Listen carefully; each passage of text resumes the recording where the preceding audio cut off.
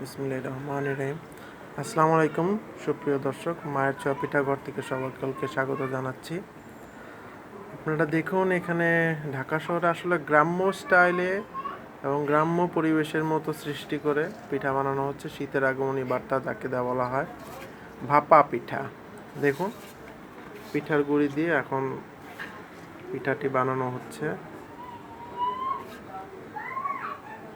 দেখতে খুব সুন্দর লাগে। এখন গুড় দেওয়া হবে।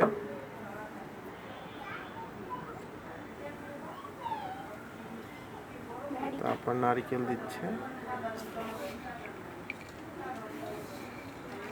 আসলে এখন শীতের সময় আগমনী বার্তা বলা যায়, শীতের সময় চলে আসছে। তাই মায়ের ছোঁয়া পিঠাঘর থেকে পিঠার তৈরিকরণ দেখানো হচ্ছে। আশা করি আপনারা এটা দেখুন, মাটির চুলাতে পিঠাটি বানানো হচ্ছে। পিঠাটি অবশ্যই সুন্দর হবে। আগের কয়েকটি বানানো আছে, আপনাদের দেখাচ্ছি। দেখুন সবগুলো কত সুন্দর লাগছে। কি সাইজের পিঠা! গরম গরম পিঠা বানিয়ে রাখছে এখানে, ঠান্ডা হলে ওখানে রাখা।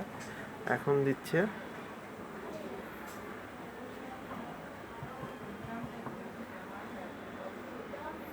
উঠিয়ে ফেললো।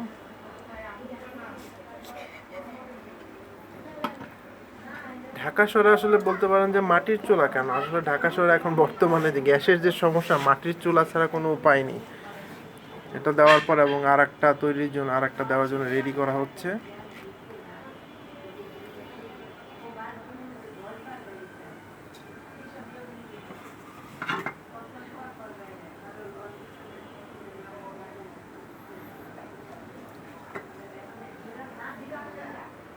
সকলকে ধন্যবাদ জানাচ্ছি ভিডিওটি দেখার জন্য।